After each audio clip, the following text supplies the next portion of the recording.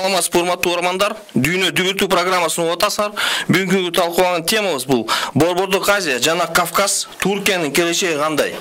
Студиябызда коноктор белгилүү серепчилер Искендер Ормон уулу, саламатсызбы? Саламатсызбы. Эсен Омуракунов, саламатсызбы? Анда биринчи суроо сизге, Искендер мырза, бербейликпи? Борбордук Азия жана Кавказдык Туркиянын келечеги кандай? Азыр көп маалымат түшүп атат. Жакында эле Туркиянын президенти Тайып Эрдоган айтты, мында сапар менен Өзбекстанга барды. Башка мамлекеттерде, анан көчү Анкарадан чоң жогушта айтыптыр, бул биз жаңы саясат жүргүзөбүз Борбордук Азияда, Кавказда. Бул эмнени туудурат? Бул кайсы жаңы болобу саясат же эскиче алсатпы? Албетте, негизинен потенциал катары, негизги мүмкүнчүлүгү катары Туркиянын Орта Азияда таасири же болбосо Орта Азия менен алака байланыштарынын деңгээли бир топ эле терең, бир топ эле күчтүү болушу мүмкүн. Бирок Түркия ошол күчтүү болуу үчүн керектүү болгон факторлор же болбосо ошол күчтүү болуш үчүн керектүү болгон өзүнүн ички кээ бир мазмундарын аябай түшүрүп алды десек болот да. Деңгээлине? Ооба. Билесиздер, тышкы саясат ички саясаттын бир уландысы. Анан тышкы саясат ошол ички саясаттагы негизги багыттарды, негизги түшүнүктөрдү, негизги идеяны күчтөндүрүү жана ошону өстүрүү үчүн болот да, идеалында. Түркиянын да ошол жагынан алып караганда, акыркы учурда өзүнүн НАТОга мүчө болгонуна карабастан, бүгүнгө чейинки Европалык Союзга кандидат болгонуна карабастан мүчө өлкө, Батыш менен болгон соода жана башка саясий байланыштары бүгүнгө чейин аябай тыгыз болгонуна карабастан, бирок башка өлкөлөр менен болгон ошол эле чыгыш, батыш өлкөлөрү менен, ошол араб өлкөлөрү жана Азия өлкөлөрү менен болгон байланыштары негизги багытында кээ бир мындай толкундоо, кээ бир белгисиздиктер пайда болуп кетти да. Мурда Түркия, билесиздер, өзүнүн потенциалы эмне үчүн? Ал ислам өлкөсү, мусулмандар жашаган өлкө, өзү светтик мүнөздөгү болсо дагы, мусулмандар жашаган өлкө, населениясы дагы, элинин санындагы бир топ ошол 80 миллионго чукулдаган элинин саны бар. Анан тарыхы ошол учурда Осмондук империянын дагы уланысы, мусулман өлкөлөрдүн ичиндеги башат бир өлкө болчу да. Башаттыгы эмнеден болчу? Башаттыгы ошол учурда мусулмандардын же болбосо исламдык мүнөзүн жоготпоо менен бирдикте светтик мазмунду дагы ошо алып кетүү мүмкүнчүлүгү жана демократия, базар экономикасы жана чыгыш менен батыштын ортосунда диалогдук мүмкүнчүлүгү жагынан аябай күчтүү болчу. Ошол мүмкүнчүлүгүн 90-жылдардан баштап Орта Азияга аябай жакшы колдонду. Бул Орта Азияга байланыштуу мамилесинде бул багыты, бул мүмкүнчүлүгү, бул Түркиянын негизги потенциалы Орта Азия мамлекеттери үчүн дагы, Азия, ошол Кавказ жана Орта Азия мамлекеттери үчүн аябай пайдалуу болду. Түркия биринчи Орта Азия өлкөлөрүнүн биринчи же экинчи, сөзсүз бардык Орта Азиядагы ошол эле Кыргызстан, Казакстан, Өзбекстан бардыгын биринчи же экинчи тааныган, эгемендүү мамлекет катары тааныган өлкө. Биринчи же экинчи өзүнүн элчилигин ачкан өлкө. Ошол учурда өзүнүн жардамдарын балким Экзимбанк аркылуу, башка баягы мүмкүнчүлүктөр аркылуу ошол өзүнүн экономикасы ошол учурда чабалдыгына карабастан кээ бир жардамдарды берген өлкө. Анын эң негизгиси өзүнө ошо Тургут Özal деген ал Түркиянын реформалык мүнөзүн алдыга чыгарган реформатор лидери, аны уланткан Демирел учурунда өзгөчө баштатылган бул жактан жаңы кадрлардын, дүйнөнү тааныган, билген, рыноктук шарттарды дагы жакшы түшүнгөн кадрларды жетиштирүүгө биринчи болуп жардамчы болоюн деп көптөгөн студенттерди өздөрүнүн вуздарына окутууга, бекер окутууга 90-жылдар көптөгөн окуучуларыбыз, көптөгөн студенттерибиз ошол жактан окуду. Бул мүмкүнчүлүгү менен бир эле Орта Азияга, бир эле ошо Кавказга эмес, бүтүн мусулман өлкөлөрүнө аябай чоң жол көрсөтө турган өрнөк бир өлкө болчу. Бирок акыркы учурда бир ошол эле азыркы лидери Эрдогандын экинчи өзгөчө экинчи учуру деп коет. 2007-ден баштаган учурда, андан кийин 10дон кийин 2010дон кийинки жүргүзгөн саясатында Түркиянын ички саясатында аябай башаламандыктар, аябай жарылуулар, эки эл ажырымга дуушар болуп калышты. Ошол учурда жакынкы чыгыштагы жалпы глобалдык саясат, анын таасири, ага болгон Түркиянын өзүнүн жүргүзгөн саясаты менен аябай аркага кетти да. Анан өзүнүн бүгүнгө чейинки Түркияны Түркия кылган, Түркиянын башка өлкөлөр менен болгон байланышындагы негизги күчтүү деп билинген сапаттары аябай азайып калганда, албетте бул жака болгон Орта жана Кавказга болгон мамилеси, байланышы дагы ошого жараша аябай кемип калды, же болбосо солгундап калды десек болот да. Эсен мырза, сиздин ордуңуз кандай? Эми азыркы кездеги Режеп Тайып Эрдогандын билдирүүлөрүн, сүйлөп аткан сөздөрүнүн баардыгы жакынкы арада негизи 2019-жылы шайлоо болмок да, парламенттик жана президенттик шайлоо болмок, бирок азыр 24-июнга жылдырды. Бир 50 күндөн кийин, 50 күндүн ичинде ошол шайлоо болот да. Ошон үчүн бул чет өлкө, мисалы ошол Орто Азия, Кавказга болгон бүт заявлениялардын баарын ошол өңүттө караш керек да.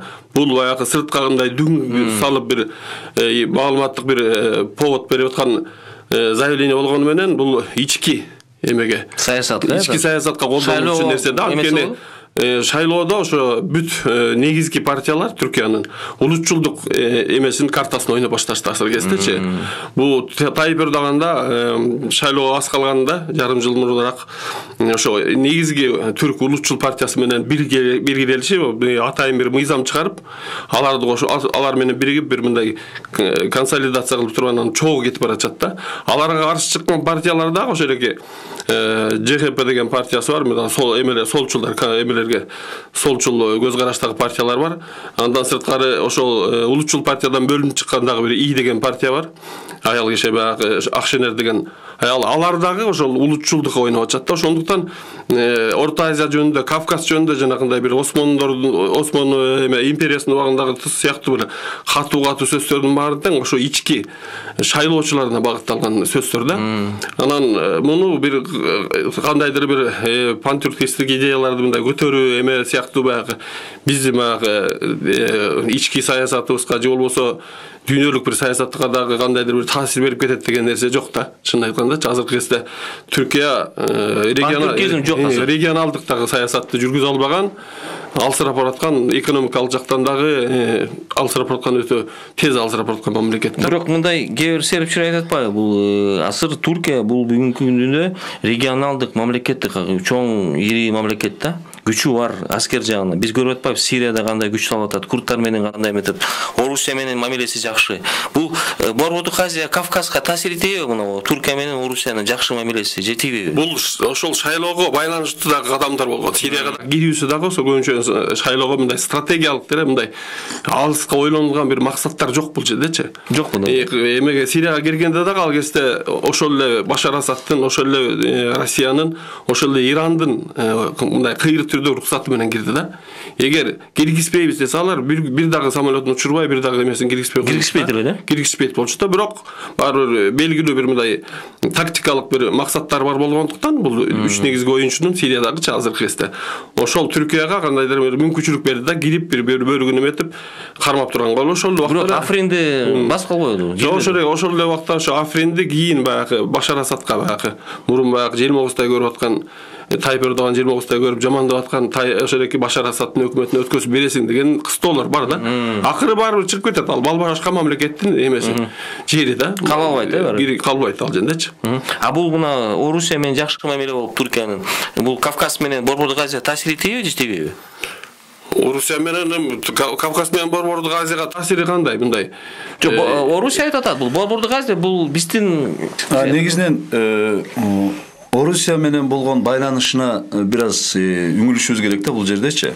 Орусия менен байланышы билесиздер, мурда дайыма Орто Азияга байланыштуу өзгөчө, ошо Кавказга байланыштуу. Ал Түркия НАТОнун мүчөсү болуп, анан Орусия менен атаандаштык мүнөздө, анан Орусия бул жакты өзүнүн мурдагы тарыхый территориясы катарында көргөн үчүн, өзүнүн таасир территориясына киргенин дагы башка өлкөлөрдө кабылданган үчүн көп Орусияга карабастан бул жака көп өтүмдүү саясат жүргүзө алышпайт эле.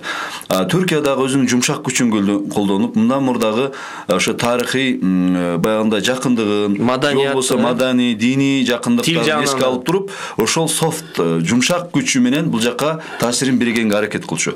Бирок билесиздер, качан Орусия менен жакшы болду, жаман болду.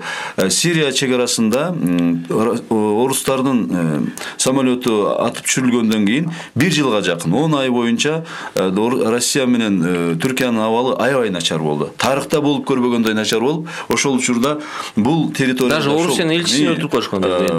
Ошондой ушунчалык жаман болду. Көптөгөн баягындай мисалы Түркия менен Орусиянын ортосунда эмне бар эле? Виза эркиндиги бар эле, көптөгөн фирмаларга аябай жакшы жол ачылган эле, баягындай аба каттамдары аябай тыгыз болуп калган.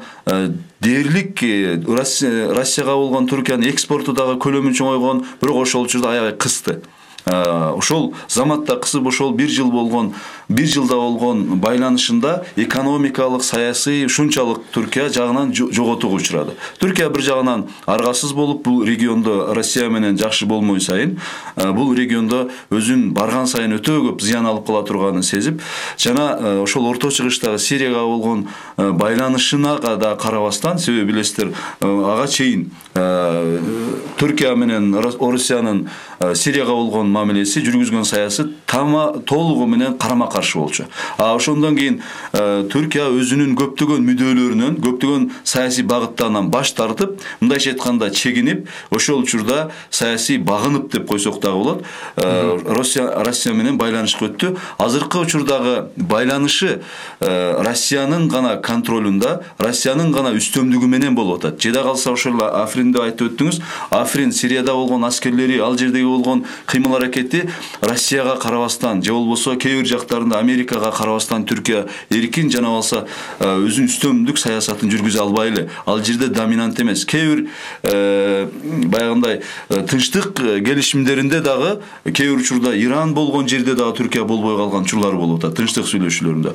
Ошол жагынан алып караганда Орусиянын бул жака Орусияга карабастан Кавказ жана Кавказда дегеле Орто Азияда азыркы учурдагы Түркиянын абалы менен акыркы учурдагы солгундап келген, алсыздап бараткан ички жана тышкы саясаты негизинде үстөмдүк кылышы кыйын, доминант болушу дегеле кыйын деп ойлойм. Себеби негизи доминант болуу софт, баягы жумшак күчүн аябай жоготуп койду Түркия. Рахмат.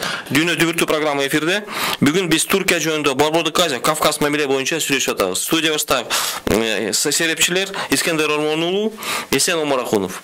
Анда мындай Искендер мырза, сизге суроо мындай да. Азыр көп 1 жылдын ичинде Түркиянын президенти аябай көп сапар менен барып атат. Борбордук Азия, Кавказ менен жакында эле Өзбекстанга барды, Казакстан, биздин президенттер Борбордук Азия тияка барып атат Түркияга да. Анда мындай сапарлардын жемиштери барбы же жокпу?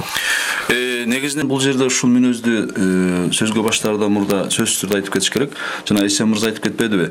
Ички жакында шайлоо, чукул шайлоо, кезексиз шайлоо жарыялашты. 1,5 жыл убакыт болгонго карабастан 24-июнда шайлоо болот. Анан дегеле негизги Эрдоган, Түркиянын лидери Эрдоган саясий иштеринде, жүргүзүүсүндө прагматист, ошол учурда акыркы учурда популист тарабы аябай күчөп кеткен да. Анан шайлоолордун акыркы учурдагы 2010дон берки шайлоолордун негизги алган мүнөзүн бүт аналитиктер, дүйнөлүк аналитиктер да ошолоп келет. Бул ошол эле мүнөзү менен өзгөчө популисттик жагынын күчтүүлүгү менен алып келе жатат депчи. Анан акыркы учурда бунун негизги электораты ал жердеги консервативист же болбосо мусулман идентификациясын алдыга чыгарган немелер да, электорат. Анан ошол жагын улутчул жана мусулман деп койсок болот да, улутчул жагы дагы бар. Аларга эмне? Аларга өзүн көбүнчө бир жагынан улутчул жагын алдыга чыгара алып атса, азыркы учурда ошол учурда өзүн диний лидер катары, диний ошол мусулмандардын диний лидери катары дагы баягы таанытып атат да. Кээде тарапташтарында биздин халифабыз же болбосо азыркы модерн халифа деп айткан учурлары дагы бар. Ага дагы эч кандай андай эмес деген жок. Мына буну эмне кылсак болот? Акыркы учурдагы ошол Азия, өзгөчө мусулман өлкөлөрүнө, Азия өлкөлөрүнө саякаттарында да байкасак болот. Ал жерде сөзсүз түрдө ошол чоң ибадатканаларга, мечиттерге баруу, ал жерде эч кандай түздөн-түз баягындай милдети же жанындагы диний лидерлери болуп турган кезде дагы өзүн түздөн-түз Куран окуп, өзүн диний жактан ушундай терең же болбосо ал жагынан дагы сапаттары аябай алдыда экенин көрсөткүсү келген бир популисттик бир кадамдар бар да. Ошол мүнөздө алдыга чыгып атат. Өкүнүчтүүсү ошол ал жерде аябай популисттик цифралар айтылат. Мисалы, Кыргызстандын лидери Түркияга барганда ал жерде 1 миллиард сапар менен барганда расмий түрдө 1 миллиардка чыгаралы деп. Бирок 1 миллиардка чыгаралы деп 2014-тө келгенде айтылган. Анда ошол учурда дагы айтылган. Мурдатан эле коюлуп келген максат. Ошону жаңалап коюу эле, бирок ага байланыштуу рычагтарда эч кандай бир келишим жок. Өзбекстан менен албетте Каримовдон кийин өтө чоң Түркия үчүн дагы ачылыш. Себеби мурдата Каримов учурунда оор маселеси болчу. Өтө оор жана такыр эле байланышты үзүп коюшкан эле.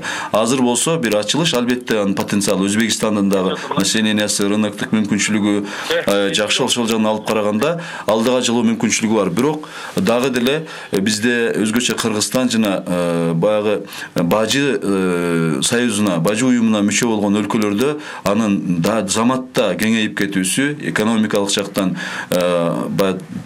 соода объему аябай күчөп кетиши кыйынга турат. Себеби билесиздер, экономикасынын эрежеси бар да. Эрежеси бар. Үчүнчү өлкөлөр менен болгон соода сатык алакаларында ошол эле биздин Бажы уюмунун негизинде көптөгөн барьерлер коюлуп калган. Ошол эле Түркиядан импортко же болбосо Кытайдан протекционизм деп коюшат. Протекционизм болуп калды. Мурдагыдан керек болсо биздин соода байланыштарыбыз төмөндөп кетти. Азыркы учурда ошондой Түркиянын популисттик кадамдары ички баягы шайлоонун алдында аркасында көрсөтүлүп аткан экономикалык жактан солгундоп бараткандыгы, ички аябай конфликттик мүнөздөгү саясаттын алдыга чыгып атканы, анын уландысы болгон тышкы саясатка болгон мындай адекваттуу эмес кадамдары заматта эле аябай чоң соода байланыштарынын көлөмү күчөп кетишин же болбосо саясий жактан дагы позитивдүү бир илеп боло тургандай таасири болушун күттүрбөйт да. Рахмат. Бир угарман саламатсызбы? Саламаттар. Атыңыз ким? Келе майрамдар менен барыңыз. Рахмат силерге. Эдил мырза, атым Жылдызбек. Жылдызбек, суроо берсеңиз. Мен мындай демекчимин да, баягы мен угуп отурам, чынында эле Турцияда мисалы баягы азыркы шайлоону мен эсептейм. Анан айтсаңыздар, мына Кыргызстан менен болгон алаканы сурагым келип атат да. Озагы бийликте эч кандай бир жакшы позиция эчтеке болгон жок, соода саттыкта эле жакшы болгон жок.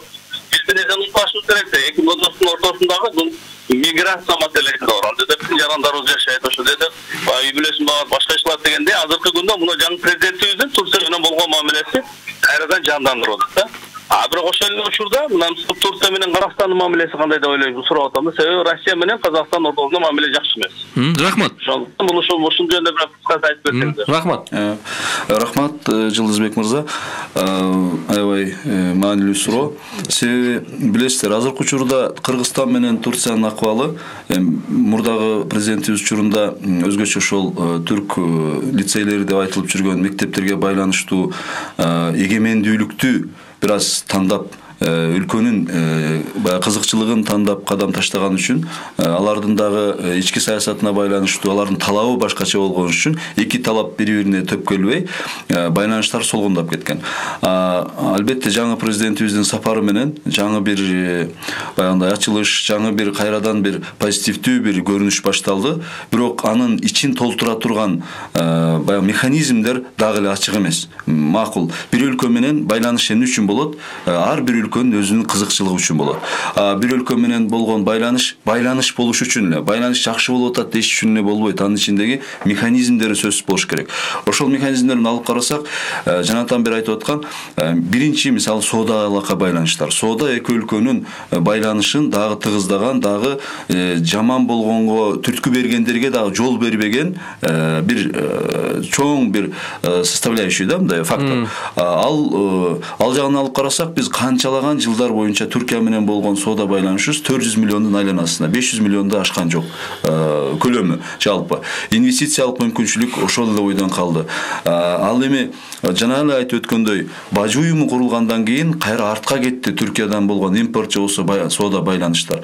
Азыркы учурда албетте башка өлкөлөр менен дос жана позитивдүү, жакшы ымалаш, жакын мамиледе болгон маанилүү, бирок ошол маанилүү, жакын мамилени дагы күчөтө турган ички мазмундар болуш керек. Ал мазмундар Түркия менен Кыргызстандын ортосунда азыр анчалык эмес деп айтсак болот. Бирок албетте Түркиянын бул жакта жанагы мүмкүнчүлүктөрү, мисалы инвестиция катары ошол эле Coca-Cola'ны деле Түркия аркылуу деп койсок болот.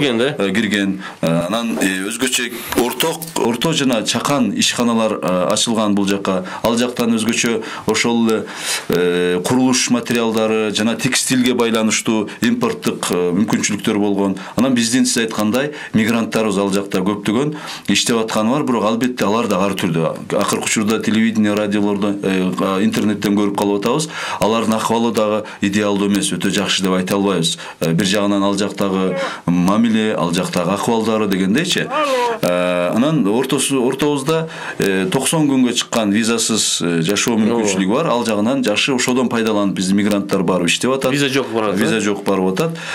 Узун мөөнөттө албетте тилейбиз, албетте каалайбыз эки өлкөнүн бүгүнгө чейинки байланыштары дагы жакшы болсун, дагы ийгиликтүү болсун, бирок эки өлкөнүн тең пайдасына болсун депчи. Албетте Казакстан жана башкалар боюнча кезеги келгенде да сүйлөйбүз. Саламатсызбы? Жок. Анда эсиңизде сиз кандай ойлойсуз? Ушул экономикалык мүмкүнчүлүк жактарынан караганда Түркиянын мамлекеттик инвестицияларын күтпөй эле коюш керек да. Ошол эле Өзбекстанга келип туруп жанагы Зират банк 300 миллионго жакын инвестиция берет деген сөз дагы бул көбүнчө мындай популисттик сөздөрдөн да. Анткени ошол эле Зират банк Түркиянын ичиндеги мурунку айдагы бир медиа холдингди эмеге өткөрүп алыш үчүн, Эрдоган жакындарын өткөрүп алыш үчүн 20дан ашык мамлекеттен 14% пайыз менен кредит тапты да, караңчы. Азыркы кезде бүт ошо мамлекеттик стандарттарды жанакындай инвестициялык мүмкүнчүлүктөрдү изилдеген агенттиктер эле дүйнөгө белгилүү абройлуу агенттиктер Түркиянын инвестиция кирчүү эмес, инвестиция качуу мамлекеттер катарына киргизип атат да. Ошондуктан биздин Кыргызстанда мүмкүнчүлүгүбүз кандай бар? Азыркы кезде ал сырткы инвестиция эмес, Түркиянын ичиндеги түрктөрдүн өздөрүнүн инвестициясы сыртка кача баштайт да. Ошо кезде биздин Кыргыздын бизнесмендери, түркчө билген, түрктөр менен иштеп көргөн бизнесмендерибиз көп. Ошол эле баягы Гүлендин мектептерин бүткөн баягы жакшы жигиттер да бар, бизнесмендер. Ошолор жеке инвестиция тартыш керек да. Биз баарыбыз көрүп атабыз, Кыргызстанда ошо кыргыздар ошол экин жакшы түшүшүбүз керек да. Мамлекеттик инвестиция эч качан Кыргызстанга көп деле мындай пайдасы тийген эмес буга чейин. Мындан кийин да тийбейт да. Жеке бизнесмен бири-бири менен акча алакасын кылса, алар бюджеттен кайра төлөнбөйт да. Эгер банкрот болсо, кыргыз бизнесмени жооп берет. Өздөрү кыргыз эмеге мамлекетке бюджет болсо, жанакындай салыктар төлөнөт, жумуш орундары ачылат. Ошондуктан жеке инвестиция тартуу боюнча мүмкүнчүлүктөр чоң Түркияданчы. Азыркы кезде дагы ошол мүмкүнчүлүктөр көбөйүп атат. А мамлекеттик тараптан инвестициялар болот, тигилер булар деген нерсенин баары тең. Бул негизи көбүнчө жанагындай популисттик шайлоого жакын айтылып аткан эмелерди апыртма сөздөрдөн да көбүрөөк да. Бул жерде бир нерсени дагы унутпашыбыз керек. Макул, телефон келди. Саламатсызбы? Атыңыз ким? Айлып Жорахан. Аты сурооңуз берсең? Мен бир суроом мындай. Дүйнөдөгү бир катар лидерлер бар. Меркель, Путин, Владимир Владимирович, Евросоюз. Суроону берсеңер? Ошондуктан Эрдоган дагы дүйнөдөгү эң таанымал бийлик айланганды каалап аткан болсо керек. Сурооңуз эмне? Ал таанымал болгондон кийин дүйнөгө экономикалык маселелер чечүү аракеттерин жасайбы, жасабайбы? Терроризм менен каршы күрөшө албайбы? Ислам фашизмин жоюу аракет жасай алабы? Алимов. Рахмат. Бул жерде суроону унутпай туруп жанагы маселелерде Кыргызстан менен болгон байланышында, мисалы биздин мурдагы президент учурунда деле солгондоп кетти дегени менен байланыштар өтө жаман болгон эмес, мындай практикалык түрдөчү.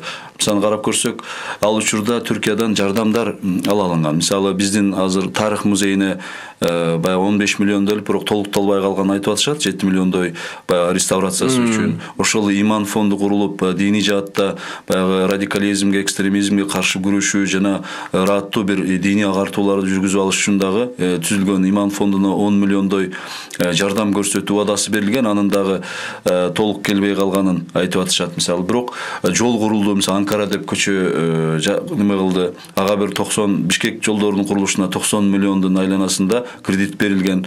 Жана больница мына Фучикте азыр көрүп атасыздар, жаңы больница курулуп, булардын баары Түркия мамлекетинин кредит, жардам түрүндө колгабыш кылган көрсөткүчтөр да. Буну дагы эч качан унутпаш керек.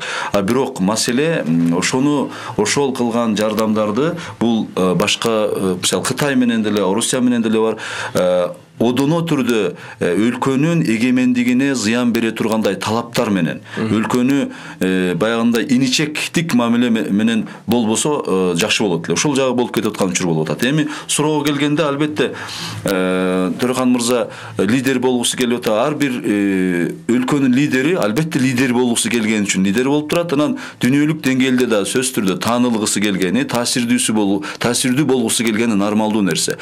Аны боло алган жана болгусу келгендер деп койсок болот да. Эрдоган деле ошол таасирдүү, аны кабыл алыш керек. Таасирдүү ошол учурда популисттик жагынан өзүнүн мүмкүнчүлүгүнөн дагы көбүрөөк таасирдүү көрүнө алган бир усталыгы бар да, ошондой бир лидер. Анан жана терроризм, радикализм боюнча кандай неме кыла алат деди. Өзү жанагы мен өтө маани берем мурдагы потенциалына, Түркиянын демократия менен динди, светтик түзүлүш менен диндик баалуулуктарды кошо алып кете алган өтө өрнөктүү жагы бар эле. Батыш менен чыгыштын ортосунда географиялык жактан дагы көпүрө бир 9 жолдун тому деген жерде жайгашкан үчүн тарыхый жактан да Византиянын, ошол учурда Осмондук империянын, ошол учурда түрк баягындай баалуулуктарына дагы, түркий баалуулуктар, Орто Азиядан кеткен орток баалуулуктарды дагы курчаган 3 жылдык бир баалуулуктар мүнөзү бар эле. Ошонун жанында географиялык жактан Африка, Орто Чыгыш, Европа, Азияны ортосунда бир микс болуп турган бир өзгөчөлүгү бар эле.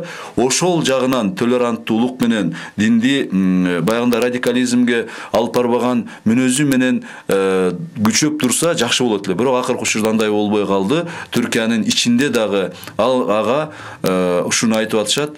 Жөнөкөй элдердин дагы көз карашы радикалдашып баратат.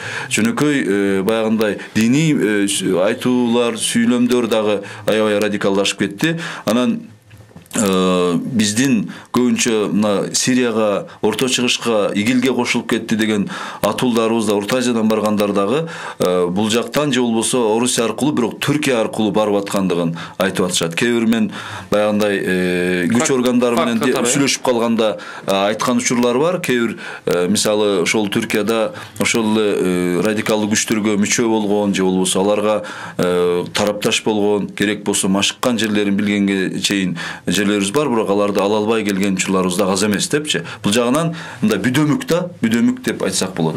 Эсен мырза, мындай бир суроо бар да. Мына Түркиянын Борбордук Азия менен Кавказ менен келечеги кандай болот? Эч кандай көрөсүз? Келечегим Түркия өзү баягы Европа менен Азияны бириктирип турган мамлекет да, географиялык жагынан өтө маанилүү жерде турат, өтө баягы геосаясий таасир бере алчу жерде турат да. Бирок ошол эки таасирин мисалы Кавказ менен ошол эки исламдын негизинде, Түркия менен Орто Азия менен ислам менен жанагыдай түрк тилинин негизинде көп жакшы нерселерге себеп болгонго мындай документтер, декларациялар кылынганы менен ошонун баары тишке ашпай келатат да. Бирок анын себеби дагы ошол жанагындай ар бир мисалы мамлекеттерди көрүп атабыз, 15 жылдан ашык же болбосо 15 жылга чакын бийликке бир эле партия, бир топ туруп алган болсо сөз бийликке мас болот экен да. Ошол мас болуу дагы жанагы Искендер мырза айткандай 10 жылдарда, 11 жылдарда аябай көрүнө баштады да. Ошондон кийин бүт ошого чейин топтоп келген Түркияда бир гана эмес, исламга жакын эмес, анткени бул Эрдоган исламга жакын, исламды баягы сунган катар инструмент катары колдонгон бир лидер катары билинет да. Башка дагы солчулдар дагы, ошол эле батышчылдар дагы баары тең ушул эки Европадагы ислам дүйнөсү дагы үмүт менен карап калган болчу да 11-жылга чейин. Бирок 11-жылдан кийин айрыкча 2013-жылда азыркы кездеги президенти Тайип Эрдоган кийлигишти деген бир пара алуу, чоң баягы миллиардтаган пара алуу иштер козголду. Ошол эле жылы 2013-жылдын 24 декабрда азыркы 25 декабрда азыркы премьер-министр Бинали Йылдырым катышкан көптөгөн паракорлук эмелер ачылгандан кийин ошонун баарын жаап калыш үчүн ЖМКларга дагы 200дөн ашык эң күчтүү аналитик журналисттер түрмөдө отурат. Түркиянын калганы качты, качпаган эмес. Акыркы көз карандысыз бир медиа холдингти жакындары алышты да. Ошондуктан ошол жагынан жанагы айтып атпайбызбы, софт пауэр, жумшак күч катары бүт ошо жумшак күч алыска кетчү стратегиялык бир таасир берүү мүмкүнчүлүктөрүнүн баарын жокко чыгарды да. Анан куралдуу же болбосо башка таасири мүмкүн эмес, экономикалык таасир берүүсү да мүмкүн эмес. Мындай келечекте болсок, Түркия менен борбордук азыркы бийлик менен мүмкүн эмес, бирок потенциалы Түркиянын негизи мамлекет катары жанакындай 80 миллион эмеси бар, иштемчил эли бар мамлекет катары потенциалы өтө чоң. Бирок бул ошол потенциалды мындай позитивдүү нота менен бүтөт албайт. Мен дагы кыскача келечегине байланыштуу айтып койгум келет. Мен ойлойм, кыска мөөнөттө жакшы болушу кыйын, пайдалуу боло алышы кыйын. Себеби Түркиянын ички саясаты аябай конфликттүү жана ажырымга учураган, жана мурдагы өзүнүн жакшы деген сапаттарын жоготууга багытталган бир саясат болуп калды. Ал узун мөөнөттө бирок жакшы болот деп ойлойм. Себеби Түркия баягындай Осмондук империянын мураскери жана мамлекеттик тажрыйбасы аябай терең, жана батыш менен болгон байланышы, жана чыгыш менен болгон көпүрөлүк байланышы дагы арбын. Ошолор кайрадан жанагы коомдун ичиндеги аны түшүнгөн, билген окумуштуулары, саясатчылары, коомдук ишмерлери да аз эмес. Акырында отуруп кайра өзүнүн мурдагы потенциалын жаңылай алай турган абалга келет. Ошол абалдан баштап дагы бир эле Кыргызстан жана Орто Азияга эмес, жалпы мусулман өлкөлөрүнө дагы өрнөктүү бир потенциал болуу жагы бар да. Ошол жагынан келечеги узун мөөнөттө жакшы болот деп ойлойм. Мындай позитивдүү, мындай пикир менен дүйнөдө бүтүп турган айткады, жакшы болду.